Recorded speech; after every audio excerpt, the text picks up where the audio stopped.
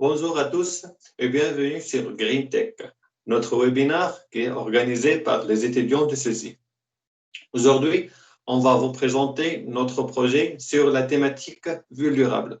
Donc, notre projet intitulé Portrait numérique. Il est élaboré par moi-même, Mahdi, Amal et Aladdin. En fait, notre projet se représente en un système d'accès biométrique qui est basé sur la reconnaissance des risques. Donc, notre idée se base sur le domaine Smart City. Ce terme-là a été évolué beaucoup ces dernières années. Donc, ce concept consiste globalement en l'optimisation des coûts, de l'organisation, du bien-être des habitants et bien sûr de faciliter la vie des citoyens, qui est bien sûr notre objectif à travers ce projet-là.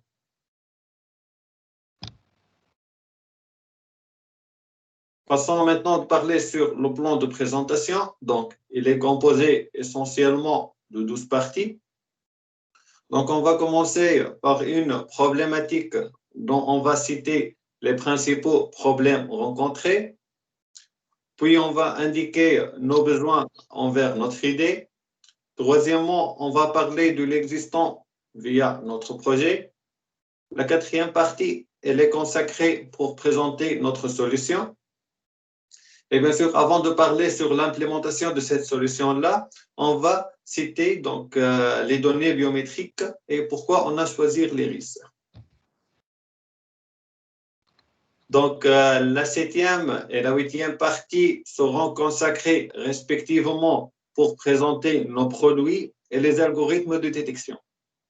Et bien sûr, avant de clôturer, on va préciser nos partenaires, quelques statistiques et quelques chiffres.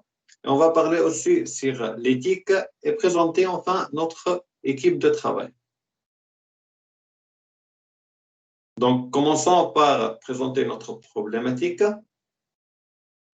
Donc, de nos jours, les papiers personnels sont très importants dans notre vie quotidienne et surtout avec le confinement. Donc, la situation va être de plus en plus compliquée puisque à chaque sortie, on doit munir d'une attestation de déplacement donc, ou un justificatif d'identité. Donc, comme vous voyez dans l'image, les justificatifs d'identité peuvent être un permis de conduite, une carte séjour ou pourquoi pas une carte bancaire ou une carte vitale. Donc, d'une part, le risque de perte ou de vol est très fréquent et aussi en cas de vol, la récupération des cartes prend beaucoup de temps. Sauf on peut citer l'exemple du carte bancaire dont on peut le désactiver immédiatement, mais par contre, les autres cartes prennent beaucoup de temps pour les récupérer. Du coup, en fait, on peut se mettre dans une situation difficile devant la police, dont on peut imaginer l'exemple qu'un citoyen est arrêté par la police routière et il a déjà oublié son portefeuille.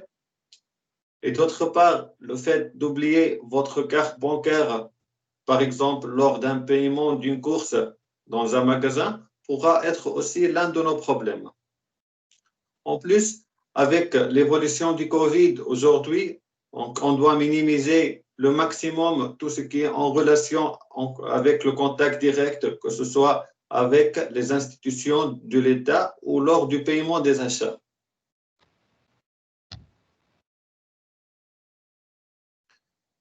Donc, tous ces problèmes-là peuvent nous amener à avoir une idée qui va être efficace et fiable et qui répond bien sûr à nos besoins suivants. Donc, comme vous voyez, on a défini les 4 besoins, ces 4 besoins-là. Donc, tout d'abord, on doit définir que ça veut dire nos besoins. Donc, les besoins pour nous doivent recouvrir tout ce qui paraît être nécessaire à notre projet. Pour cela, on a ordonné ces besoins-là donc suivant leur niveau d'importance. Donc, le besoin le plus important, c'est d'informatiser les papiers personnels, car de nos jours, et avec le progrès et le développement technologique, toutes les données sont enregistrées dans des espaces qui sont bien sécurisés, dont on peut citer l'exemple du fameux cloud. Comme vous voyez aussi, l'élimination de tout papier et carte physique est l'un de nos besoins, en fait, pour éliminer tout ce qui concerne le vol et la perte de ces papiers nécessaires. Le troisième niveau de nos besoins, est dédié pour la sécurité et la confidentialité des données. Puisqu'on va manipuler, bien sûr, des documents qui sont très, très importants pour le citoyen, donc on doit assurer pour lui la sécurité de ces données-là.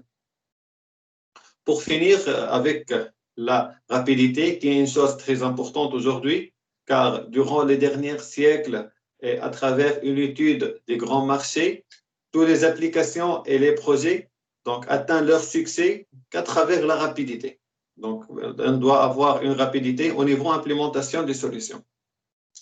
Donc, voilà pour résumer, ces 4 besoins-là sont primordiaux pour assurer la fiabilité et la faisabilité de notre idée.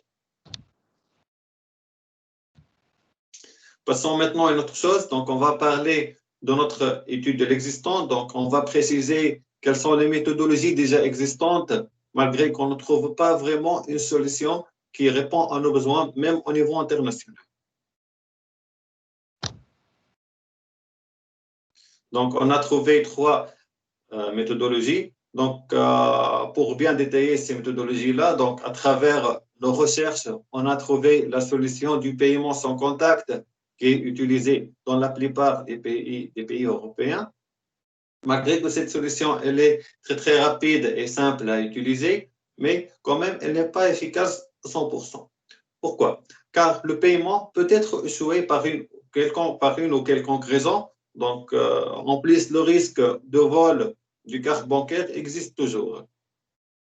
Une deuxième solution qui est aussi très reconnue donc, dans le monde, c'est l'identification avec un système de pointage, bien sûr avec notre doigt. Du coup, cette méthode-là est utilisée souvent par l'État dans les locaux administratifs. Donc, que ce soit elle est utilisée pour avoir une idée sur le nombre d'heures travaillées pour chaque employé, oui aussi, elle est peut-être utilisée pour contrôler les retards. Mais cette méthode-là est incapable de surmonter les problèmes de nos jours. Donc, on ne peut pas passer comme ça sans parler sur le Covid et sa vitesse de propagation. En fait, en utilisant ce système de pointage avec nos doigts, donc, il peut être une source de contamination. Aussi, on peut citer l'exemple de défaillance du réseau ou de Wi-Fi. Donc, le système de pointage se trouve bloqué. Ainsi, que ce système-là est vrai qu'il va indiquer quand l'employé est rentré dans l'établissement, mais il ne renseigne pas vraiment sur laquelle il se met réellement en travail. Donc, la troisième solution se présente en Chine. C'est la vérification d'état civil, qui est un système, bien sûr, utilisé par la police routière. Il se présente à travers un appareil qui fait le scan du visage du citoyen.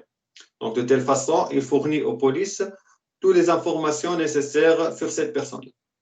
Aussi, cette solution n'est pas fiable à 100%, puisqu'au moment du Covid et avec le masque, le visage n'est pas complètement visible.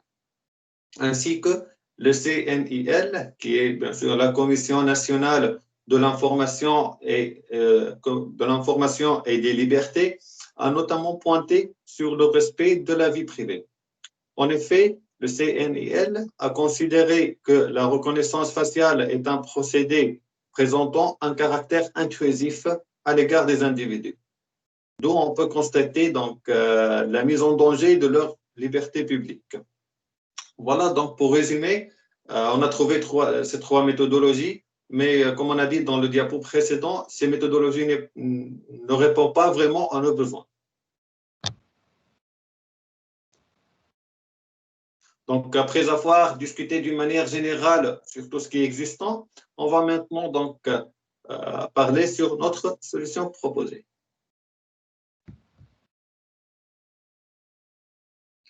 En fait, on a eu l'idée d'informatiser tout papier personnel, comme on a déjà dit, carte séjour, permis de conduite, carte vitale ou carte bancaire, en tant que portefeuille numérique.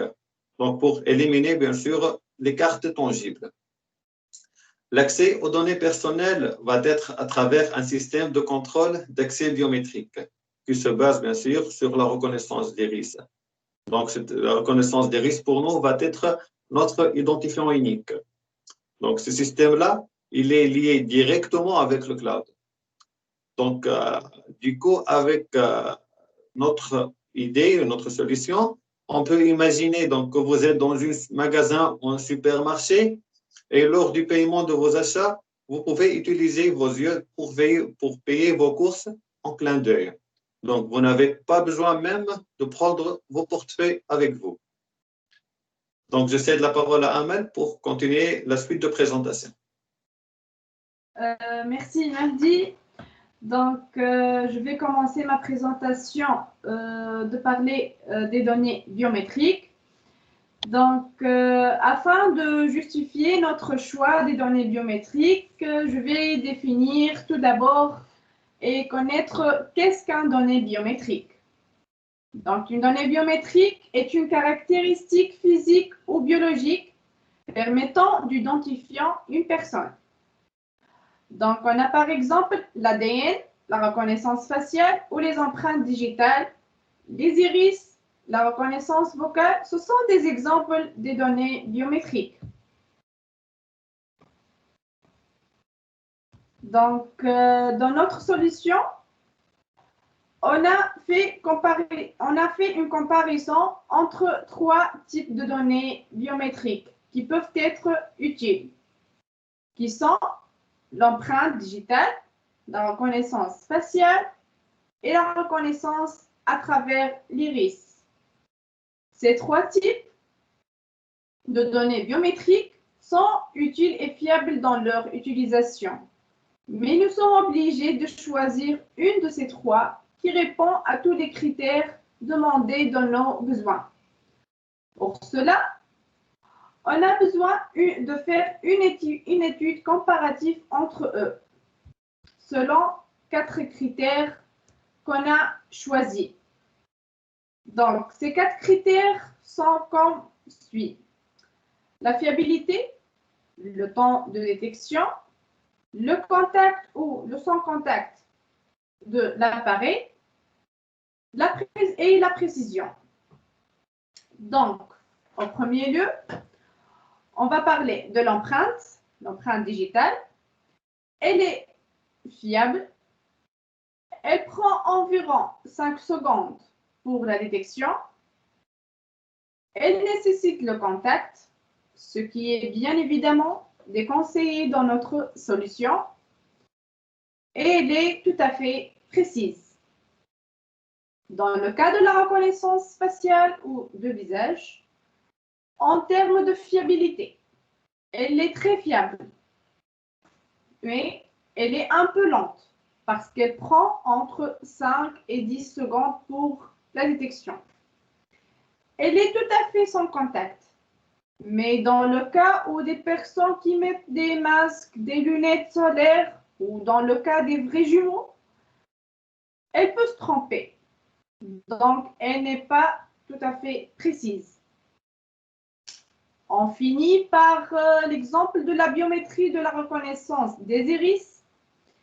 Elle est fiable, même avec lunettes et les lentilles, même avec les masques, car on n'utilise que les yeux, que l'iris des yeux.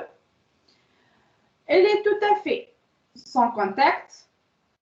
Elle est la plus rapide par rapport aux autres parce qu'elle prend moins de 4 secondes pour la détection.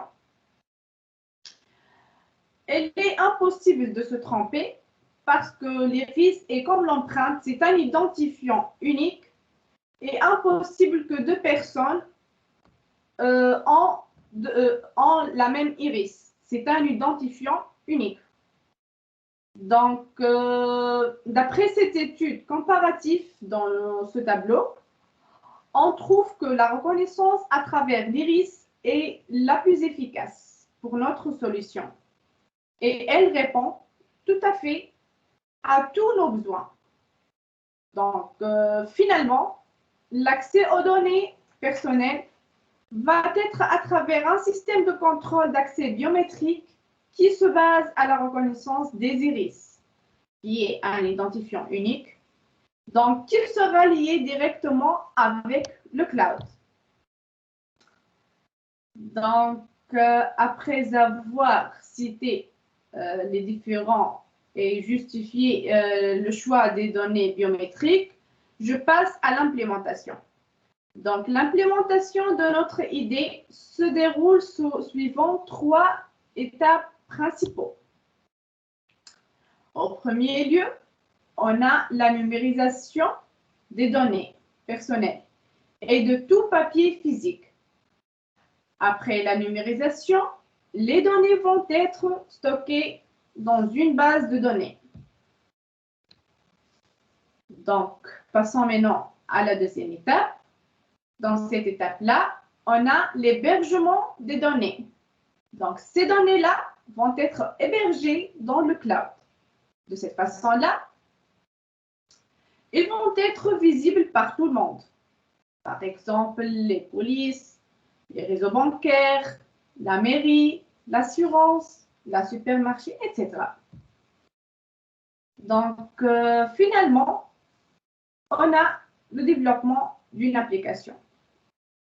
Donc, après avoir développé une application qui est bien sûr fournie avec les algorithmes de reconnaissance des iris pour faire la détection, on installe cette application dans un appareil spécifique pour accéder directement aux données déjà enregistrées dans le cloud après avoir bien sûr détecté les risques de la personne.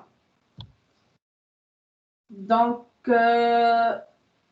après avoir étudié nos besoins spécifiques, nous avons produit 2 sortes de produits qui répondent à tous nos besoins et capables de résoudre nos problèmes indiqués au début de la présentation.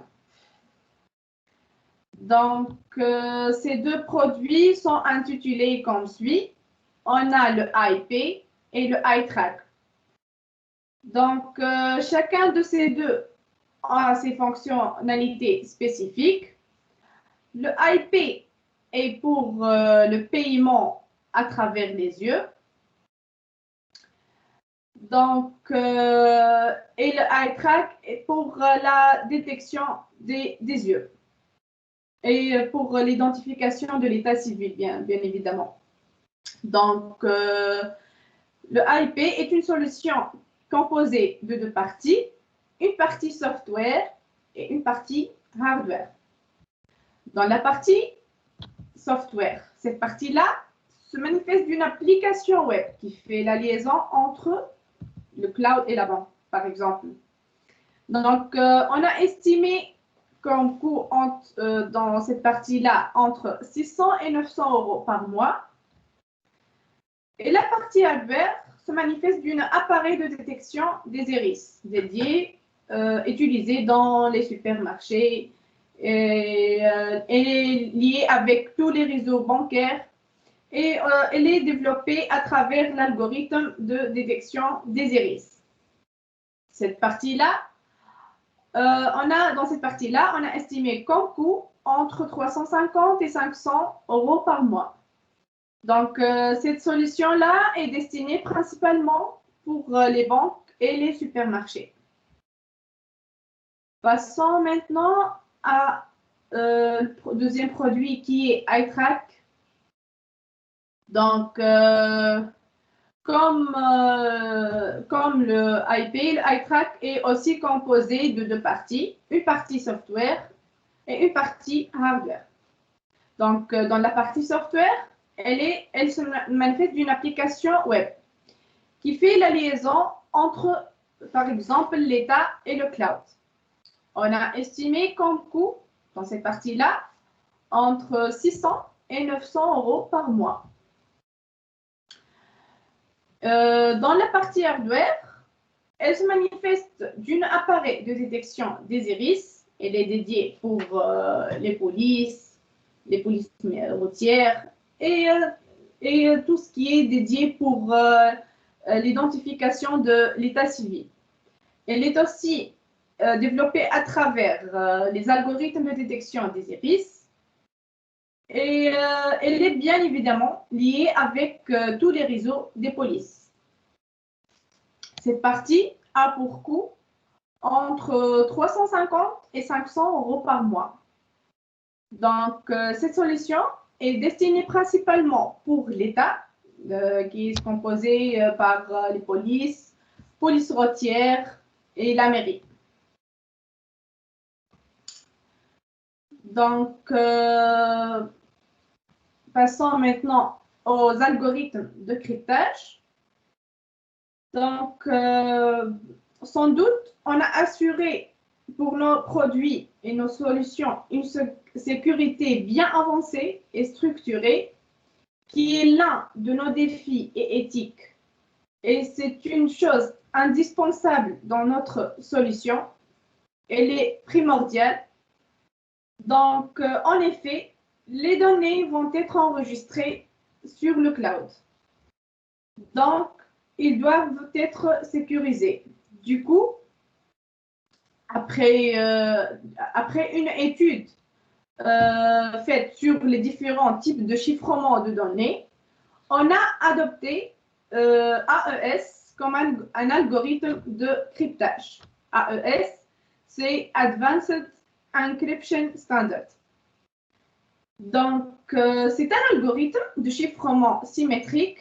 Il est lancé en 1997 par le NIST. Cet algorithme signifie que même si nos serveurs étaient piratés, les données seraient impossibles à décrypter. Donc, AES offre également l'avantage d'être extrêmement rapide. Donc, je cède maintenant la parole à Ala pour terminer la suite de notre présentation. Merci Amal et bonjour pour tout le monde. Dans cette partie, on va parler des algorithmes de détection et on va voir les méthodes de détection d'iris. Donc, pour développer notre idée et pour faire la détection d'iris, on a besoin d'une méthode ou un algorithme. Donc, le système d'identification d'iris est considéré parmi les meilleures technologies de biométrique. Donc, après la consultation des différents sites web et les recherches qu'on a réalisées, qu'on a fait, donc, nous avons trouvé plusieurs méthodes de détection d'iris. Et on a choisi de parler les plus connues ou les quatre plus connues méthodes. Par exemple, la méthode du Dogman, la méthode Wiles, la méthode Ma et al. Et la méthode Carnegie-Mellon. Donc, chacune de ces méthodes se caractérise par des différentes étapes et des différentes démarches. Dans la suite de notre présentation, nous allons détailler chacune de ces méthodes trouvées. Donc, commençons par la méthode du Dogman, qui est un chercheur qui a proposé un algorithme ou une méthode de détection d'iris dans l'image de l'œil. Il revient à détecter donc les pixels formant la frontière entre l'iris et la pupille. Donc, et il a aussi développé une méthode qui s'appelle Rubber Sheet pour normaliser la forme de l'iris, qui pourrait être décrite comme une tentative d'étendre le disque de l'iris, c'est-à-dire comme un caoutchouc. Donc, la méthode suivante, c'est la méthode de White. Aussi, White, c'est un chercheur. Donc, sa méthode se déroule sur 6 principaux étapes. La première étape, c'est l'acquisition de l'image. L'acquisition de l'image, c'est l'un des défis majeurs pour la reconnaissance automatique de l'iris avec une résolution suffisante. La deuxième étape, c'est la démarche de localisation de l'iris. Cette étape s'effectue une conversion d'informations de l'intensité de l'image à une carte de bord binaire. Troisièmement, c'est l'alignement, donc la normalisation qui s'effectue en alignant une image avec la référence. Quatrièmement, c'est la représentation. Cette étape utilisée comme la signature de l'iris, elle est dérivée directement de l'image filtrée avec la taille de l'image de l'iris capturée. Donc, la cinquième étape, c'est la comparaison. Cette étape est une procédure fondée sur la corrélation entre les deux signatures de l'iris. La dernière étape est la sixième, donc c'est la combinaison des valeurs précédemment obtenues en une seule décision. Donc la décision va être d'accepter ou de rejeter le jugement. Passons maintenant aux méthodes Ma-et-al. Donc, cette méthode se fait sur 5 principaux étapes. La première étape, c'est la localisation de l'iris. C'est-à-dire trouver la région autour de l'iris par le calcul des paramètres de frontière de l'iris selon une procédure similaire à celle de White. La deuxième étape, c'est l'application. Cette étape, c'est d'appliquer le processus de normalisation sur l'image de l'iris, bien sûr. Cette étape utilise un peu la méthode du Dogman, décrite par Dogman. Donc, la troisième étape, c'est l'amélioration de l'image. Comme il y a une luminosité non uniforme dans le fond de l'image, donc on a cette étape pour faire la correction ou le traitement de l'image.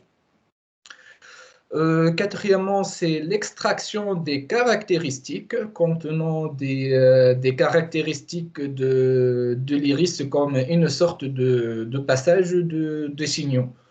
Donc, passons maintenant au dernier et la cinquième étape, c'est la conformité. Cette étape cette étape réalise un vecteur de caractéristiques sous forme binaire. Passons maintenant aux méthodes suivantes. Et la quatrième méthode, c'est le Garigi-Mellon. Donc, cette méthode permet de reconnaître les personnes grâce à des filtres spécifiques. Préalablement appris en phase d'apprentissage et appliqué sur l'image de test pour un processus de corrélation de dés. Donc, afin de détecter s'il y a une correspondance ou non entre les images de référence et l'image de test.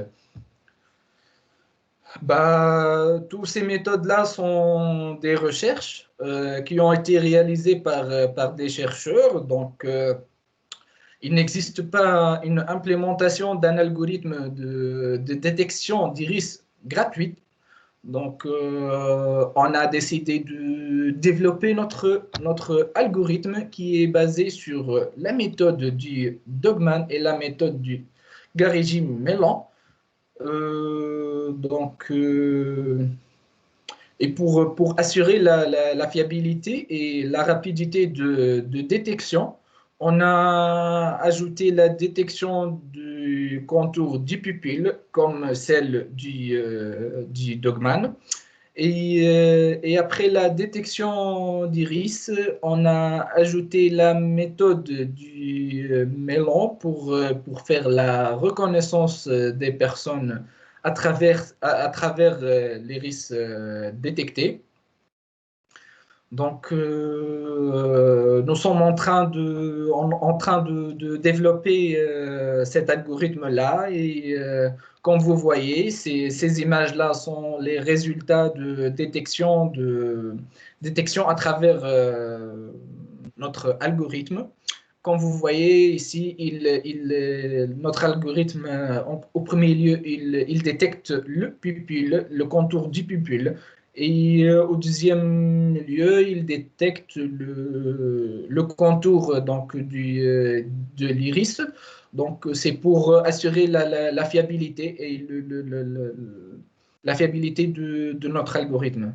Donc, notre algorithme se base sur deux principales étapes. La première étape, c'est la détection du contour d'iris et la détection du contour du pupille et qui se fait avec la méthode, à travers la méthode du Dogman. Et la deuxième étape, c'est la détection, donc, excusez-moi, donc, la reconnaissance des personnes qui se fait à travers la méthode du Garigi-Mellon. Passons maintenant aux étapes suivantes. Donc, cette partie, on va parler un peu de nos partenaires. Donc, on peut trouver parmi nos partenaires l'État et les banques. Lorsque on dit l'État, donc, on peut dire le ministère de l'Intérieur et le ministère des Finances. Nos clients, donc dans cette partie, on va voir tous nos clients. On a décomposé nos clients en deux parties, partie organisation publique et partie organisation privée. Dans la partie organisation publique, donc, on peut trouver l'État et ici, lorsque on dit l'État, donc on dit la police, les préfectures, la mairie, le CNAM. Et dans la partie organisation publique, on peut trouver les banques, les supermarchés, les boutiques, les assurances. Donc, passons maintenant aux parties statistiques. Dans cette partie, on va voir en pourcentage les gens qui peuvent utiliser notre solution. Donc, pour le moment, notre vision ou la commercialisation de nos produits va être que dans la République française. Toute personne possède une carte de séjour, un permis de conduite, une carte bancaire, pourquoi pas un titre de transport, etc. Donc, peut utiliser notre solution. Donc, on peut dire que toute personne adulte peut utiliser notre solution. Et en France, il y a 67 millions d'habitants. Donc, et les adultes représentent 82,2% de la population française. Donc, ici, on peut dire que 82,2% utilisent notre solution. D'autre part, en France, il y a presque 65 000 aveugles qui représentent 0,09% de la population.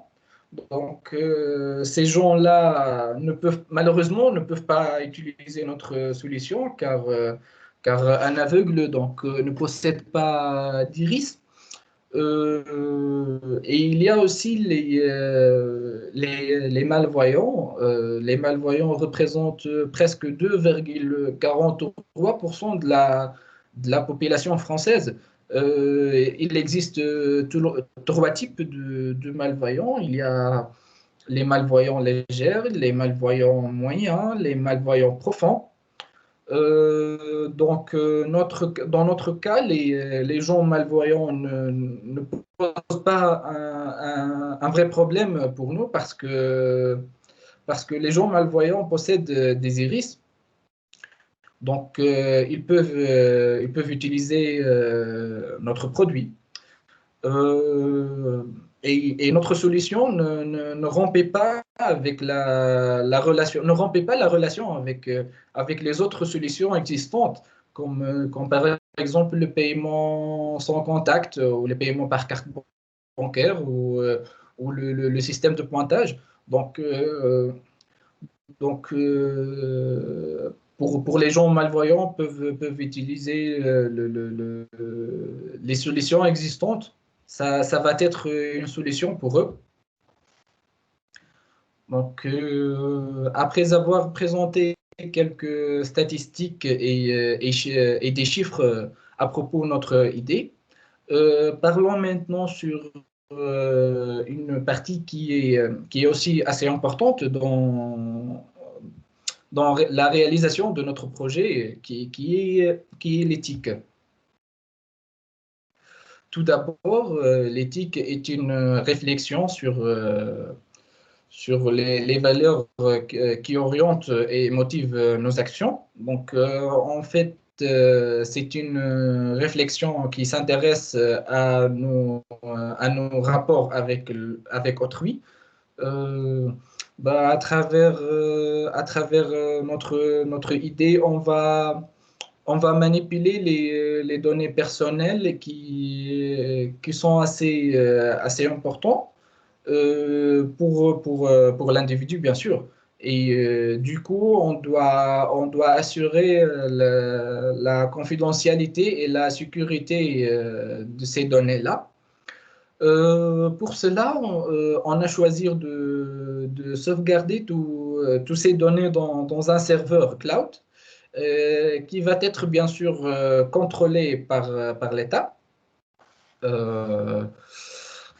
D'autre part, notre projet a un impact positif et très important au niveau organisationnel. En fait, nos solutions facilitent la coexistence entre les peuples.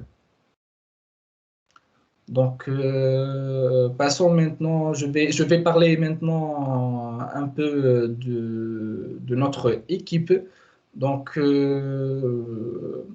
Madi Chabouni, Amal Ayedi et moi-même Alaeddine Abdelkefi. Donc, nous sommes trois étudiants tunisiens en cinquième année cycle ingénieur, spécialité informatique à SUSY, École des ingénieurs à Rouen. Nous sommes trois futurs entrepreneurs. Pour conclure, dans le concept du Smart City, on a proposé une idée innovante qui consiste d'informatiser tous nos papiers personnels comme les cartes de séjour, les permis de conduite, les cartes bancaires, les titres de transport et tout papier personnel. Pour minimiser le risque par exemple, le risque de vol, le risque de perte. Et on va utiliser dans nos solutions, on va utiliser nos iris pour accéder à nos données qui vont être hébergées dans le cloud d'une manière sécurisée et contrôlée. Donc, on a proposé deux produits. Le premier produit, c'est le iPay pour le paiement avec les yeux. Et le iTrack, le deuxième produit, c'est le iTrack, donc pour la vérification d'état civil qui vont être utilisés à travers les polices et les polices routières, etc. Donc, merci de votre attention et j'espère que notre idée va vous plaire. Donc, Vos questions sont les bienvenues dans la partie commentaire du vidéo. Et au revoir.